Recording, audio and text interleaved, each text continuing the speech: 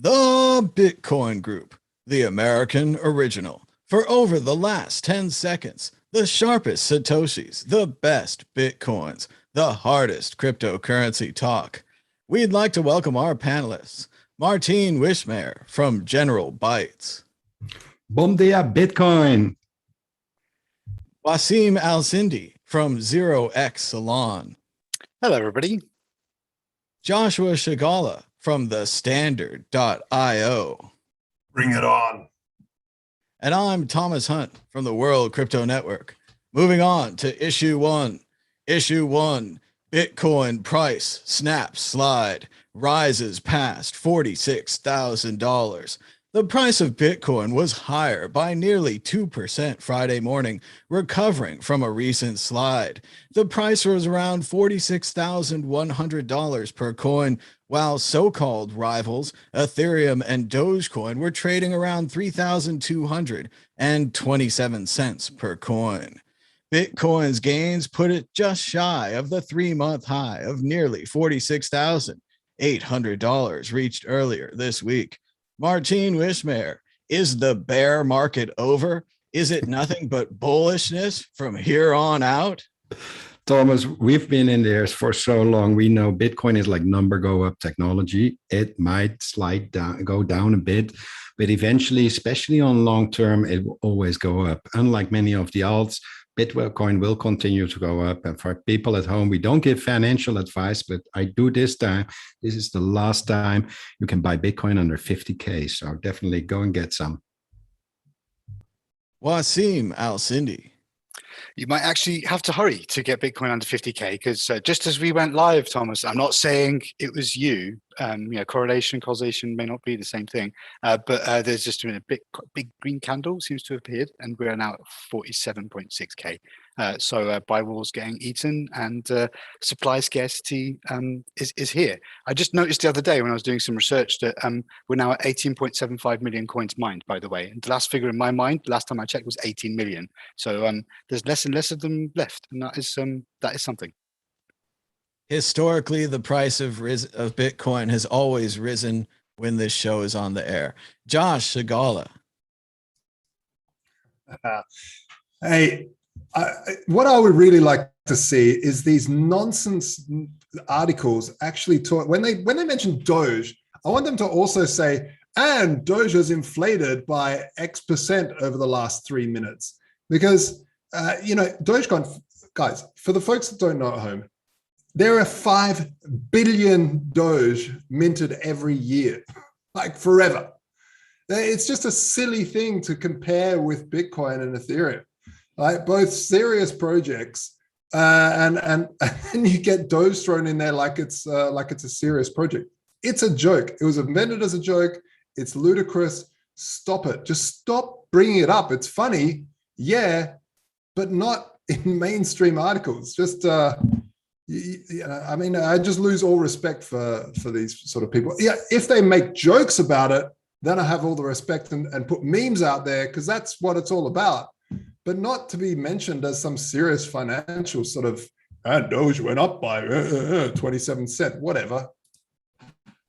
It was an excellent mention to be dropped in there with Ethereum and Bitcoin. Good old Dogecoin, just another rival of Bitcoin. Exit question. I can't find the magical predictor ball, so you guys are on your own. Will the price of Bitcoin be higher this time next week? Martine. It will definitely be higher. And next week, okay, there might be some dip, but this bear market you mentioned, there is no bear market. We are still in the bull market that started like last year. We're in the largest up bull market ever, I think, in Bitcoin. So definitely price will be higher. Wasim, higher or lower? I mean, normally I'd like to be a contrarian here and go against the grain, but I also have quite a high conviction that it's uptrend seems to be resuming. So I would expect to see substantial leg up in the next few days, and it goes up, then it goes down, then it goes up, and then it goes down. But it seems like it's on an upward trajectory. Even the contrarian says higher. Joshua Shigala. Well, after talking to serious financial advisors at JP Morgan, they said that Dogecoin will actually be a little bit lower. And no, look, probably a little bit higher, probably a little bit higher. Although, what usually happens after like a, there was that sort of bearish, everyone's fearful moment for a while there. And what usually happens after that is kind of like you get this shock, like it goes up and then a little crash, and then just like any shock, you like a heartbeat, boom, boom, and you get this little peter out because people get scared. Oh shit! Now I'm going to take profits. This time I'm going to take profits, and then they'll take profits, and it'll go back up, and then it'll go back down, and then it'll plateau out until it's sort of, and then it'll start rising again. But the market is so wacky at the moment, with all this money printing and the nonsense with all around the world with this hyper flu. So, we never know what they're going to do. It's not acting rationally, and what market does. So I would say going up, long story short story long. Like Dan always says, if you wouldn't ski down it, maybe it's time to take some profits. But like I always say, I'll take profits next time. I'll take profits next time. Just like to say shout out to everyone watching us live. It's a great time to push that thumbs up button. It's free. It's right there down below. It adds it to your likes videos. YouTube recommends videos to other people based upon how many thumbs up buttons they get. So I'll join the panel and say it's going higher. I always say it's going higher. I've never seen it go lower personally. Moving on to issue two. Issue two. Poly Network, whatever that is. Hackers potentially stole $610 million. Is Bitcoin still safe?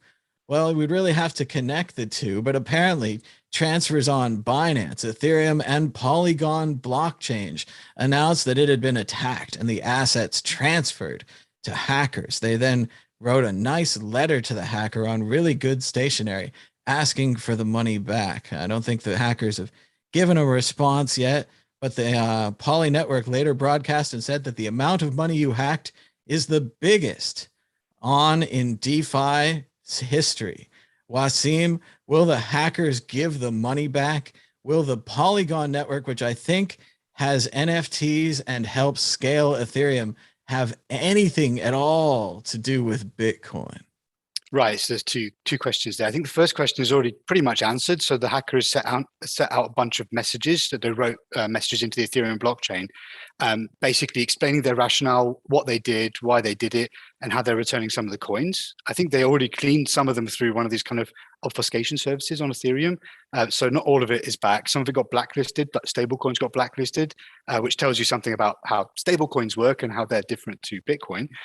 And so like quite a lot of it got returned. And some people are saying that's a kind of a victory for good moral sense because it shows that the hackers can't spend the money. But I also think that a lot of it is signaling, and like the people that find these vulnerabilities very often on the inside of the projects. I just thought it's quite interesting just to talk about like how you can connect it to Bitcoin, because when it first happened, people were saying that it might have been a cryptography related issue, that somebody might have reversed a private key, that like somebody broke some crypto hash function or something like that. But rather it seems like there was you could call a function to a contract that would change the list of public keys that had authorization to do whatever. And so the attacker just replaced one of those with his key, and then like the door was just open sesame, then like, just did what they did. And they cleaned some of the coins through some centralized exchanges, which people raised their eyebrows about, saying, it's not centralized or whatever. But some of this stuff you can't actually do on DEXs. Like you can't do it on the Ethereum DEX stuff. So the guy might have, or the person, the attackers might have kind of de-anonymized themselves inadvertently or given away some breadcrumbs. But the thing is, it wasn't a crypto attack. And so if it had been, then you might be able to call into question the integrity of Bitcoin with connection to this. But as it is, I mean, we know that Bitcoin is very different to Ethereum. It has a much more restricted, scripting language. So a lot of the stuff that gives rise to the kind of easy to use, pluggable, composable DeFi modules on Ethereum, it's not possible on Bitcoin, and therefore, or it's much more difficult or different to do. And therefore, a lot of these vulnerabilities that come from this kind of spiraling complexity of the DeFi don't exist on Bitcoin. So I think that is a good thing. I like to see experiments. I don't like to see those experiments marketed as investments. So that's my general review of DeFi. I like the way they always seem like they've hacked Bitcoin or they've hacked PGP or public key cryptography. And everyone's like, no, but if they hack that, it means all the banks are insecure. It means all the other things are insecure. It means our whole system's insecure. And then they're like, no, wait, we just made a mistake with our exchange. We had the same thing with Mt. Gox, where Carpellis claimed the whole time it was transaction malleability, when it looks like Wasim said it was more likely an inside job or an inside job working with an outside hacker, or we'll never know. They found the keys under Carpellis's cat. But once again, it's never these large scale breakages, because it's not just Bitcoin. It's all of public key encryption. It's all of SHA-256 based encryption. Like if they broke this, they'd break into your bank. They'd break into the government. They'd break into all these systems, which is the whole thing with quantum computing, whatever that comes back. They're always like, quantum computing breaks Bitcoin. What are you going to do then? And it's like, quantum computing also breaks every other encryption system. It would be a huge problem, like the way that Y2K was a problem for everyone, not just people with media players that would break on the year 2000. Just very quickly, sorry to jump in, just on the quantum thing before I forget. So there are already post-quantum signature schemes suggested, proposed for Bitcoin by Tip Ruffing and others. So like literally you would just fork it, and like, you know, that's not going to be a controversial fork because the other chain is a sitting duck.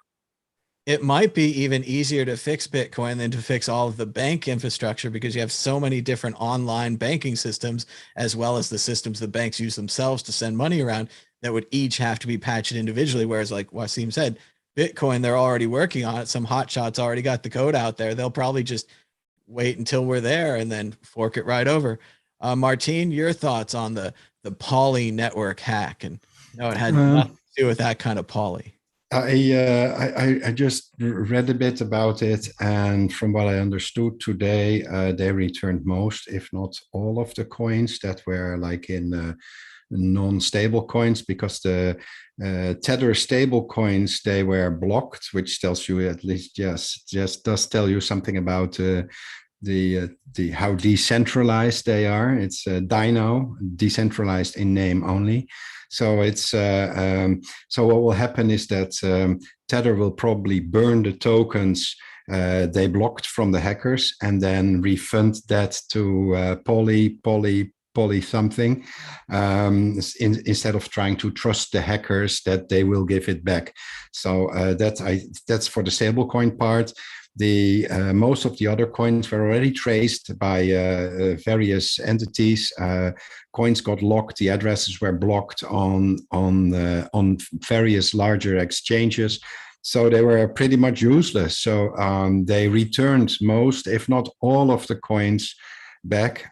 Poly Network has a $500,000 bounty for people that find bugs in their platform. They didn't use it. They don't want it. They just hacked it to make a case. But in my opinion, it shows you that like these experimental platforms are great as an experiment. Don't trust your savings to it. Instead, buy some Bitcoin.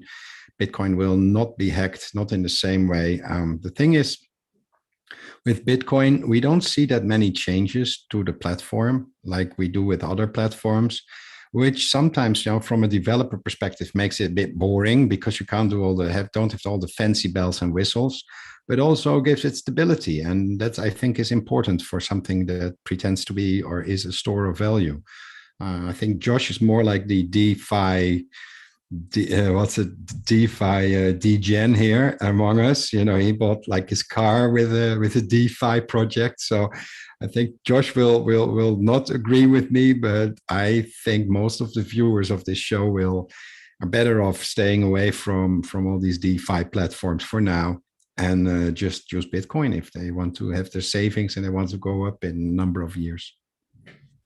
Josh Shigala, you heard him. Poly got hacked. Do you have to give back your Tesla now? No, but you know, the funny thing is about all these hacks, the headline's always hackers, like it's a group, like it's some ominous big group of, like, you know, probably Russians or Chinese. You know, that's always the case. It's never Americans. And then it's just some dude in his grandma's apartment, like one person always. That's like, I read the contract properly. And this is the ethos thing of these smart contracts, right? It was always code is law, and well, basically I found a loophole in the law, and so obviously it is a hack. The guy did return it after trying to launder some through some, even I think it was just like 6 million or something, and then he couldn't get it through. There is a really important distinction here between stable coins. Like, you can't just say stable coins, because there's a difference between Tether and these centralized stable coins, and algorithmic stable coins. So Tether absolutely can just shut things off. And the problem is that after a while, especially USDC or anything, they'll run into the same problem that PayPal ran into. And this is regulatory overhead, where they need to start becoming police. They need to start becoming judge and executioner. And where do they start? Do they start at the 600 million? Do they start at 5 million? Do they start at 1 million? Do they start at $10? Where do you draw the line of when you're going to freeze coins? And now, what sort of police work are you going to do to require that to happen? Obviously, it's a no-brainer with a $600 million hack, but it starts becoming very iffy at the smaller amounts. And then, hey, I bought a bike on eBay, and the guy didn't deliver the bike, and I sent him the Tether. Okay, well, what are you going to do? Or even weirder, hey, I sent someone some Tether on the black market for some weed, and you know what? So this is the problem with all of these centralized stablecoins, and this is why I absolutely believe that algorithmic stablecoins are the future. It's very, very useful for accounting purposes to have a stablecoin, because it's got all the wonderful stuff. But just like Martin said, rightly so, the attack vectors in DeFi are massive, are absolutely massive, and it's only going to get worse as they get trickier and trickier and crazier and crazier. But humans, we coming from the gold industry with the crypto mix, we've had 5,000, 3,000, somewhere in there, years of understanding physical security as human beings. And really, we've had like 40 years of digital security and 12 years in crypto security. It's really nothing. So there are going to be some rockets that explode on the way to the moon. We are going to lose some astronauts as we build stuff. It is a tragedy when it happens. Mt. Gox was the centralized exchange, and everyone went, "Ooh, let's build decentralized exchanges." And now we've also seen decentralized exchanges being hacked, or like bridges, and in this case, the second layer solution. So it is a really big experiment. The reason why there are such massive moonshots in this space is because it is a massive experiment. We are trying to find a fair price in some of these projects. What are they worth? Are they worth anything? If they're hackable, obviously they're not worth much. So as people become, and humans become better at securing the code and building better smart contracts, or less, with less attack vectors, maybe the price will find its value by that stage. But yeah, highly, highly speculative space. If you haven't got the goals to, don't invest the farm. Don't invest the farm in this stuff.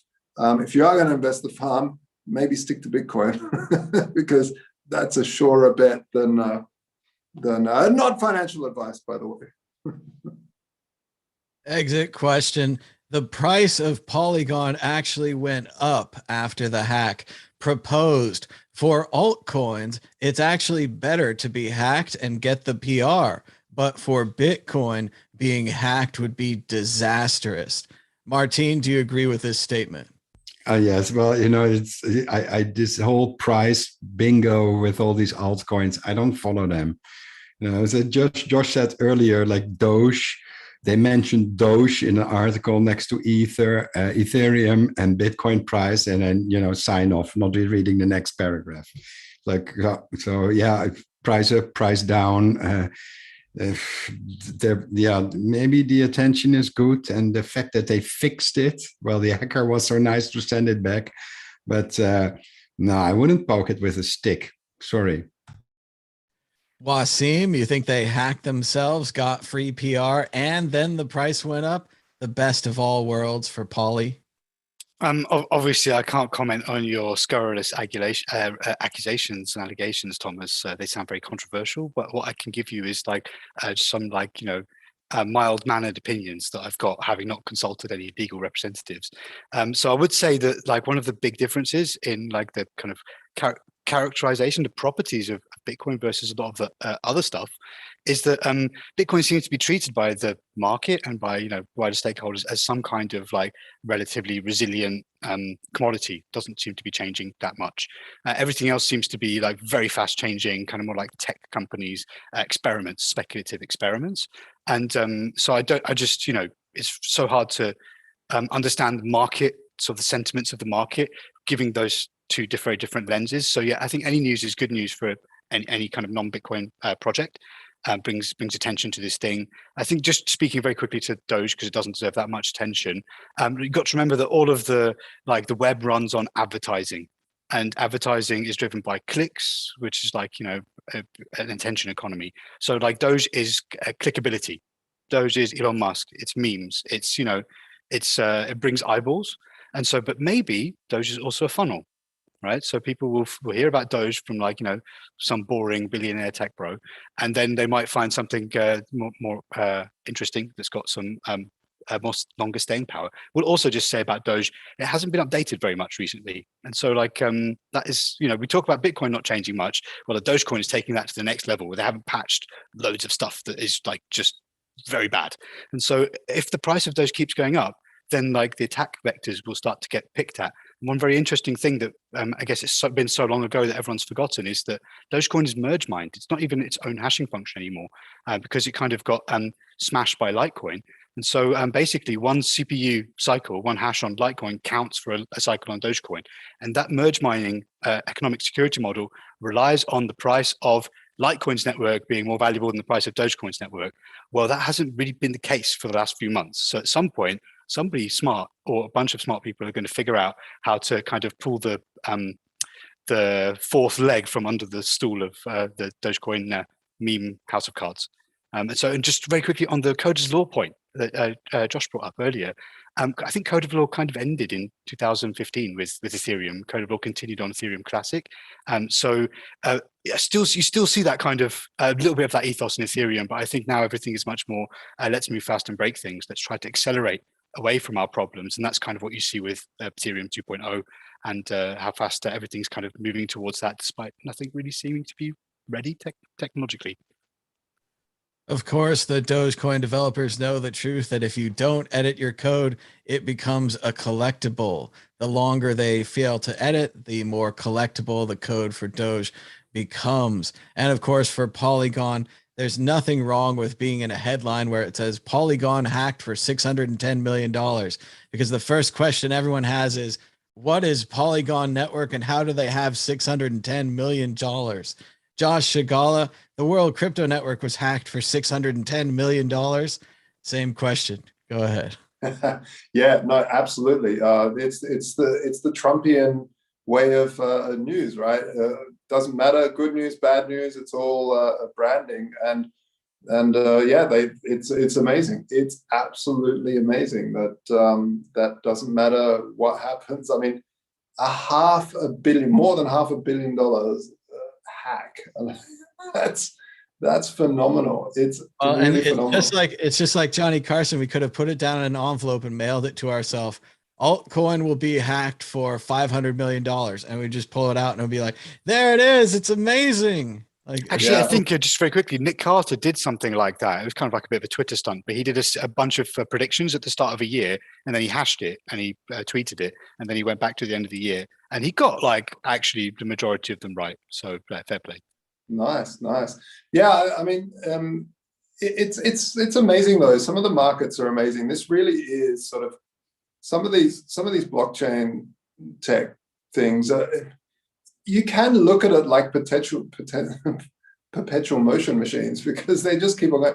Even stuff that isn't a blockchain, like OneCoin, for instance, total scam. The biggest scam, obvious, totally obvious. Yet it's still sometimes. I think it's still trading. Even I think people are still trading that nonsense. Like what's it? BitConnect? I think that's even still trading. Like, BitConnect. Yeah. Some suckers are like, no, it'll eventually moon. Like, yeah. So yeah, it's a weird space. We've just got to find that floor. We just got to find the floor. Moving on. Have you seen shop.worldcryptonetwork.com? We've got less items than before, and they're all on sale. I'm not sure what happened. Maybe Trezor DMCA'd us, or maybe those items expired.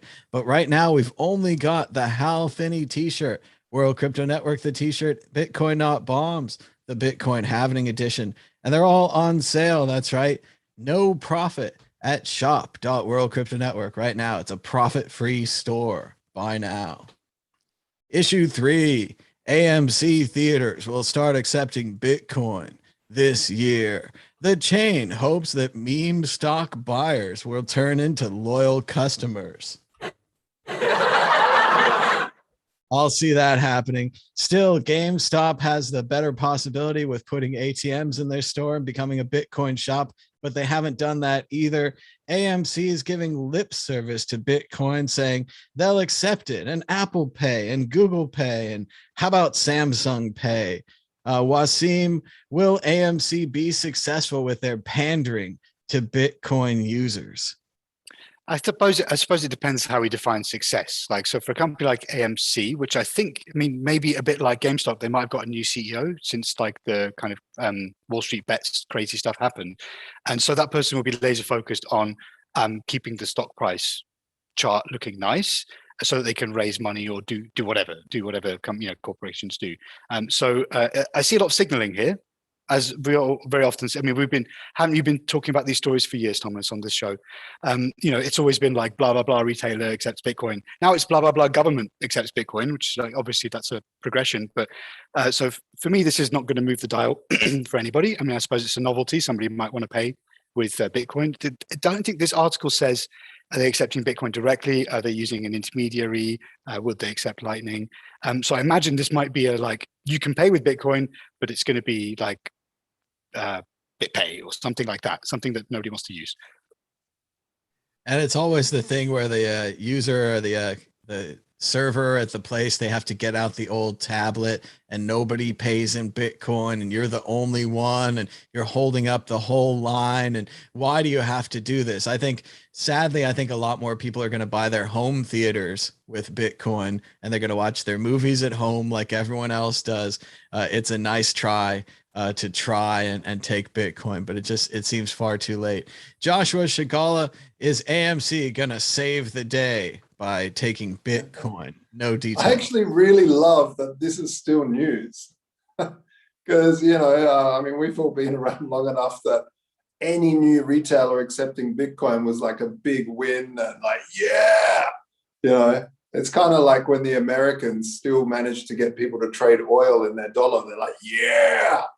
But, I like it. I like it. More news of retailers accepting Bitcoin. What I'd really love, though, would be beautiful if they said AMC accepts Lightning Network Bitcoin. That would be sensational. Then I'd be stoked because for some reason, this so-and-so accepting Bitcoin is still getting into the news is amazing to me. That I don't know, like has the writer, has the journalist been living under a rock or something? I don't know. But yeah, Lightning Network. I would love if shops started accepting that, and I would definitely use it. I would go and patronage it.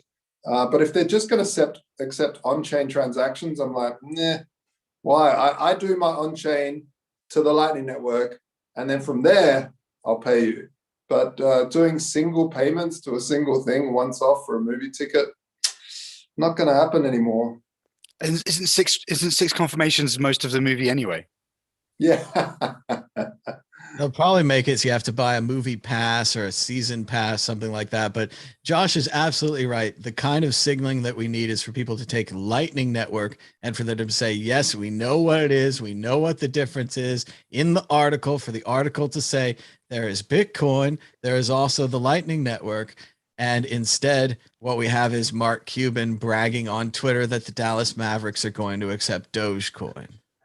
Yeah. But see, this is kind of a good thing with like Polygon and stuff, because for some reason, and I think it's a political thing, it's sort of in the wake of the entire scaling debate. Sorry about the dogs barking in the background. It's kind of in the wake of the scaling debate, this politics play that people are like, ooh, the Lightning Network, no, layer 2, it's got to be on chain. Where, you know, in Ethereum, they're like, oh yeah, layer 2, that's normal, that's the way to go forward. And there's like multiple layer 2s, there's different things happening. So I think with this hack of Polygon, it might also hopefully open people's minds to say, okay, layer 2 is the way to go, and it's called Lightning over a Bitcoin. Thomas, I don't know about you, but on this side of the pond, people use Netflix. And I think on your side of the pond, people use Netflix too, right? So people actually still go to theaters and buy popcorn and get annoyed by the people behind them. So it's just a desperate cry for attention from AMC then. I had to look them up. I didn't even know that it was a chain of theaters. And I just like, oh, a theater. Oh, like a cinema. Yeah, no. It's you know, in Amsterdam at our Bitcoin meetup, we have a Bitcoin meetup every 6 weeks or so. Whenever I'm in Amsterdam, I try to go there. It's good fun. And you can only pay with Bitcoin. Yes, you can make an on-chain payment for access, but they prefer Lightning.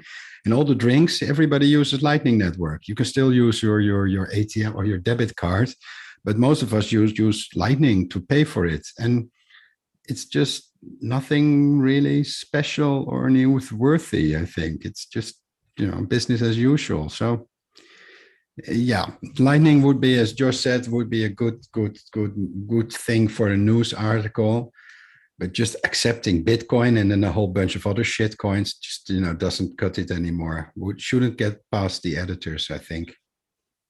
Martine's right. It's almost like Blockbuster Video accepting Bitcoin. Yeah, I remember. Years ago. But and everyone knows that Bitcoin has its own dog mascot, a husky dog named Sats, and he's far cuter than any Doge. Far cuter and far more valuable. Moving on to the exit question: which company or industry that we don't care about will take Bitcoin next? We've already had movies. What's next? Josh Shigala. Oh God. Maybe like yeah, I don't know. You'll have to come back to me on this one. I don't know. Wasim Al-Sindi, what industry or business will take Bitcoin next? Yeah, because we're talking about the ad tech industrial complex and it's all about clicks. It's going to be the most stupid, dumb thing you can possibly imagine. So I think it's going to be the dinosaurs in Jurassic Park. They are going to start only on-chain, and they're going to accept on-chain Bitcoin, and they'll also accept Bitcoin Cash and BSV because they're dinosaurs. You said the most stupid, dumb thing you can imagine. I thought you'd heard that Logan Paul has bought curio cards, because that's also true. Martine Wismare. It will be porn. Will take Bitcoin next. Oh, some porn site, Pornhub, what is it, Camp 4, they'll just decide that they will get rid of their own tokens and will start implementing Bitcoin and Doge, something like that. So yeah, it would be a major move if they got rid of credit cards entirely. If they were like, we're going to do crypto, we're going to do, I don't know, Monero, Doge, Bitcoin, all the usual suspects, but no cash money. Well, the thing with like those porn sites, they sell tokens to the viewers, and then the viewers can send them to the performers, like Camp 4 does. But they forget to mention that they take like 78% cut. So they're like the world's most expensive pimp on the internet. So they'll never want you to directly pay the performer in Lightning or Sats via on-chain or whatever. They will want to get their fingers there and just make sure that revenue keeps coming in.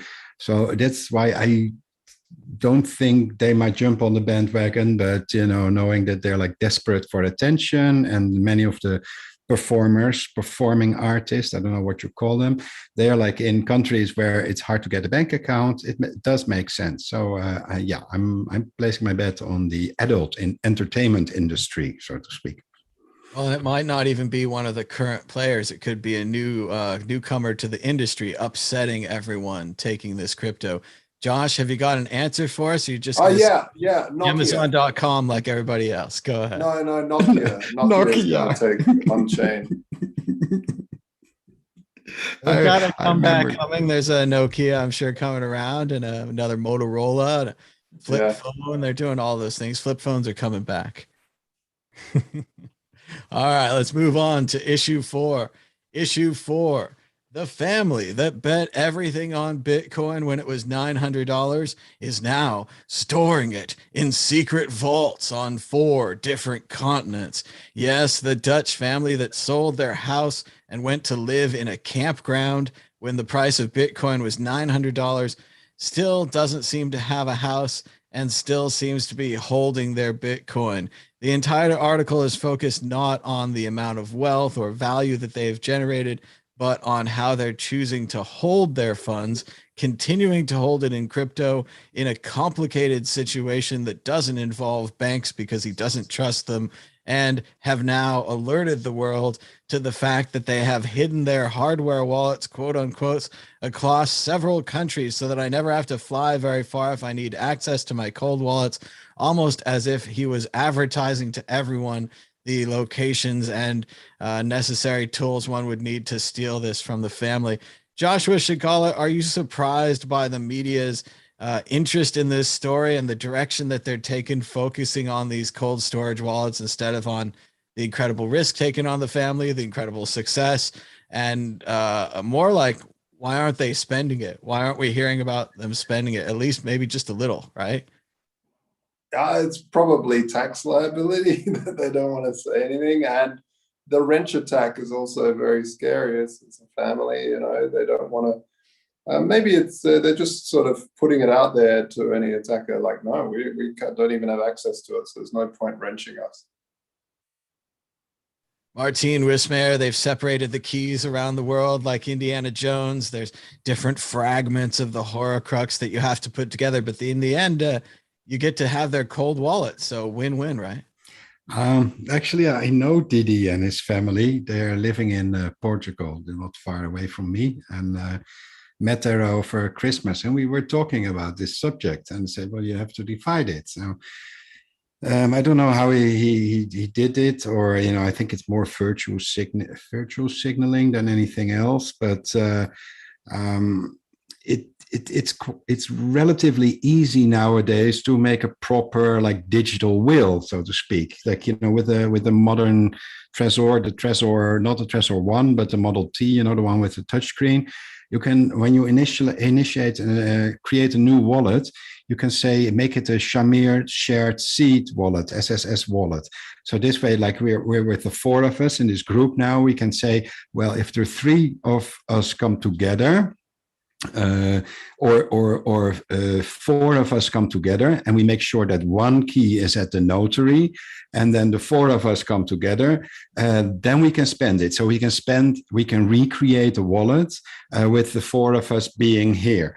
If one of us would die in a tragic plane crash or a boating accident, then using the key at the notary, we can recreate the crypto, and not just Bitcoin, but all the crypto in the wallet. So, even if you have shitcoins, it would be automatically included, even though the altcoin in question might not have any provisions or way to properly do that. So, but I think he just spoke to Casa, and somebody at Casa thought that's a good idea. I find it amazing how he manages to get coverage at CNBC, but apparently he knows reporters, so they're always willing to put a piece out. And then I see it copy pasted all over the internet. So, okay, they might be a bit odd as the Bitcoin family, but they're definitely good attention whores. They always get the attention everywhere. So, yeah, good on Didi. I know they do spend their Bitcoins. Actually, they don't have any bank accounts. They've been literally living off Bitcoin for the past years. And the way they do it, they use all these different debit cards where you can put some crypto on. And then, whenever you go to, your favorite supermarket, over here it's Pingo, which is the local Portuguese supermarket.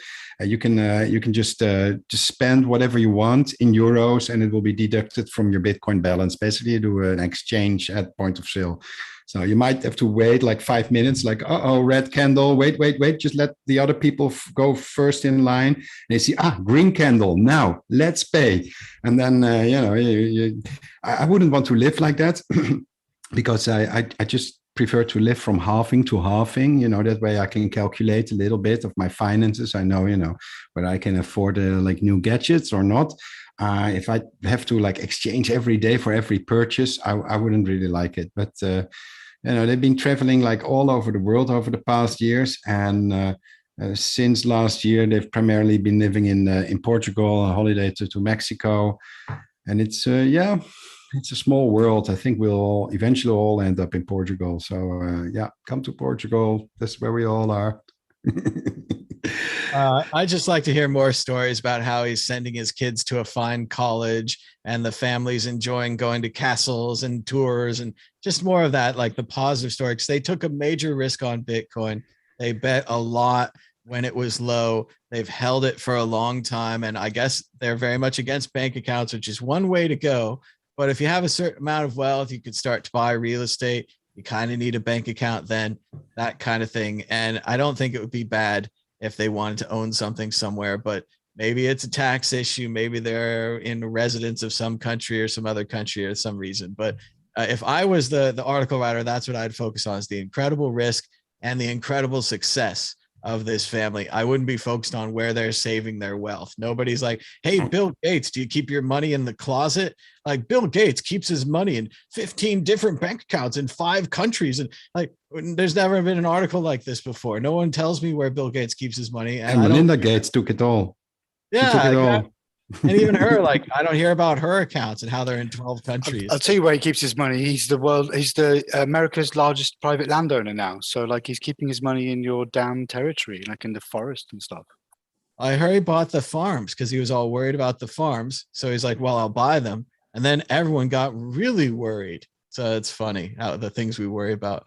Wasim, what do you think about the Bitcoin family and their unique Horcrux type Bitcoin storage system all over the world? I mean, it's fine. Like, as Martijn said, like, it could be like a dual thing. There's like a little bit of signaling going on, because like, this person is obviously very public now. Like, so he's like the Bitcoin family. Everyone has heard of that now. This article's in CNBC. Like, normal people read this stuff now. So everyone knows his name. Everyone knows he's Dutch. Everyone knows he's blah, blah, blah. Bought his Bitcoin then, and now he's got it now. And so like, I would also be signaling that, like, I've got a really big dog and I work out at the gym, and like, I've got a massive gun, and like, it's really hard to blah, blah, blah me. Like, I get that. Because one of the things that a lot of Bitcoiners like to do is kind of be quite discreet about, their involvement in Bitcoin, at least publicly. It's a bit more difficult if you become a public figure, right? So you have to take some mitigations. And so I understand that. But one thing I would say about this very complicated system is that, and maybe Martijn and Joshua can speak more to this than I can, in terms of like lived reality of Bitcoiners and other users of these things. It seems to me that like, these things are still quite hard to use. So you can actually like find that probably more often people lose access to their keys than actually get robbed. So if you have a very complicated system, then that's the worry you have to have. And so it's kind of like also not going to putting the cart before the horse. So things like SSS that Martijn was talking about, Shamir's secret sharing and keys built based on threshold crypto. You have to be careful that those things are like well engineered, and there are well engineered solutions out there. But if you try to roll your own thing and you kind of get sculpt your transactions wrong, you can also like send your money to the trash heap as well. So be careful out there. Yeah, it's this fine line between, well, it's that sort of safety, the ease of use, and the complexity of it, and it's this trilemma. it's a really tricky one. It's a really tricky one, and you're spot on. Most people lose their keys. Actually, most people lose their keys if they're given the Bitcoin as a gift, because they don't really care about it. They don't really understand. They're not like, they haven't put their own skin in the game. They've just sort of been given this wacky thing that their friend's really passionate about, and then they lose it. Like, so many people I've given Bitcoin to have lost their keys. They're like, Josh, when it hits all-time high, they're like, Josh, that thing, and it's like, sorry, the help desk doesn't work. Yeah, unfortunately. But yeah, tricky. Well, I heard that Elon Musk is the CEO of Bitcoin now, so we could just direct your technical support queries to him. Well, yeah, absolutely. No, it was CEO of Doge, right? He might as well be also the CEO of like Venezuela or something, because they've got similar sort of inflation rate. Exit question: if you were the Bitcoin family and you had endless amounts of money, what would you buy? Martine Wishmare, what's the thing you would buy? I'd buy a house and a large garden, lots of guns, lots of fancy cars. I don't know, a game room with blackjack and hookers and blow. I'd probably live the life, man. I would only fly private jets because COVID and no other people. Unfortunately, it's not like that. So, I'm just like here in my little podcasting studio. I was worried you wouldn't have enough to say. I sprung the question on you right there, but no, Martine was ready. Wasim, if you had the money, what would you buy? I mean, if it was really endless, if it was really like, say the price of Bitcoin went to infinity because the dollar collapsed. I'm going to be the socialist here. I'm going to end world poverty and homelessness because we have the resources, right? We're in a post-scarcity economy if Bitcoin goes to infinity, in effect. So let's use that Bitcoin. Let's just kind of collateralize that and use that to fix all the social problems. And then we'll all have nice lives. We might not need so many guns if everyone is kind of taken care of. While Martine is flying on his private jets, Wasim will be fixing all of poverty. Oh, and Martine, you even got the chance to go first. He went second and he nailed you going second. Josh, can you do anything else besides fix poverty for us? Wow, this is like going on. This is like Chuck Berry going on after Jerry Lee Lewis. It's just hard to follow that act of burning the entire piano. Hey, you're spot on. Like we're building schools. You would build Smithsonian's, I'm sure. But yeah, if you do want to feather your own nest, it's well worth buying some turrets so that keep everyone at bay. That's the thing. When you get too wealthy, you become very lonely and paranoid of people wanting what you have. Castles, and maybe Castles. a Tesla, like a really nice car, something like that. A fleet of cars. You can't have one car. You need a fleet of cars. You need a fleet, yeah. But everyone has problems. Money isn't going to make your problems go away. Everyone has problems. Rich people have rich people problems. Poor people have look at Martine problems. with that fleet of cars. You're going to need a huge garage. Like that's why I buy a big house. Like Jeffrey Tucker said with the gold, he's like, gold is really great, but it's heavy and you need to carry it around and it takes up space. And I was like, what a nightmare to have all this gold. But it would be nice to have a fleet of cars. We can solve world problems later, but first the cars in the house. And, the guns, well, that's just for fun, you know what I mean? And the hookers and blow. Nobody mentions hookers and blow. I mean, that's was something, like it's very important thing, You say you might be very lonely if you're rich, not with hookers and blow and swimming pool parties and everything. No. So after we solve world hunger, we're going to go to Martine's house for the after party. Oh, yeah. Just like this world hunger, world peace, definitely that will be on the agenda. But first, party and a fleet of cars. Yeah, drain the swamp as well. Seems like a very Hugh Hefner type lifestyle being built here. But we're running out of time. It's time for predictions or a story of the week. Martine, are you ready with a prediction or a story of the week? Go ahead. It's a bit early to tell, but we are finalizing upgrades to our most popular ATM model, which is like not the one in the back. That's the new model, but the yellow one, the BATM2. We're giving it a facelift. It's been our most successful model since 2013. So it's time for an upgrade. We already upgraded it like over the years, like faster computer and everything, but we're giving it a real upgrade. I think the market will really like it. I could like spill some of the beans, but I'm not. Just sign up at generalbytes.com and we'll keep you posted. So my shameless pimp today, Thomas. Sorry about that. It sounds like a great upgrade. A lot of people have those machines, so they'll love to see some new software and stuff on there.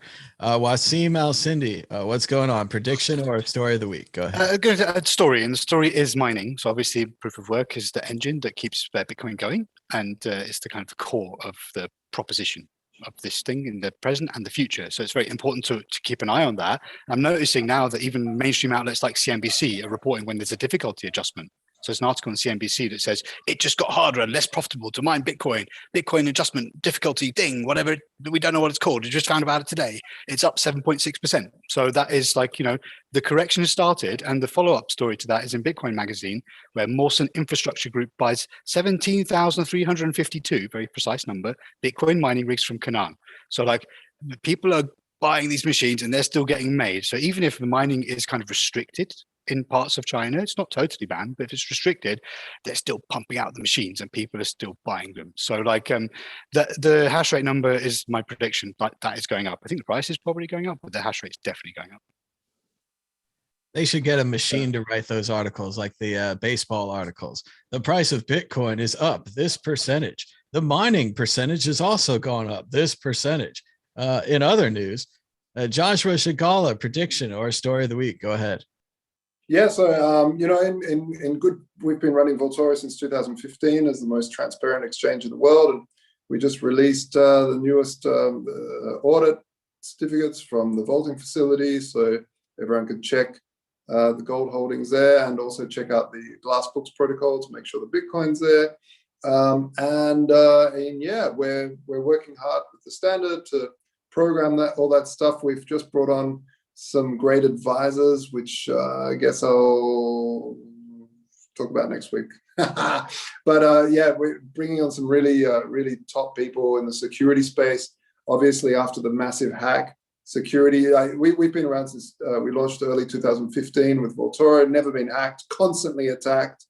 We're security obsessed. So, and this is also the case with what we're building with the standard. So, it's all about security and trying to do complex, smart contracts or immutable contracts is really, really difficult. And we don't just want to move fast and break things, because if you break this, it's really not on. But just like an exchange, it's got to be secure.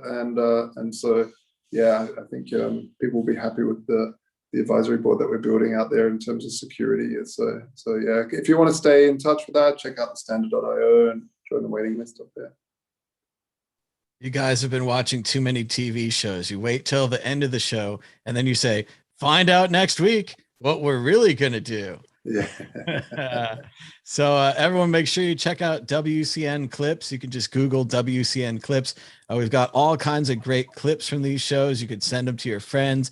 Be sure to subscribe to WCN Clips and give all of those a thumbs up too. It really helps out YouTube. Thanks so much to everybody for joining us. We're running out of time, but we'll be back next week.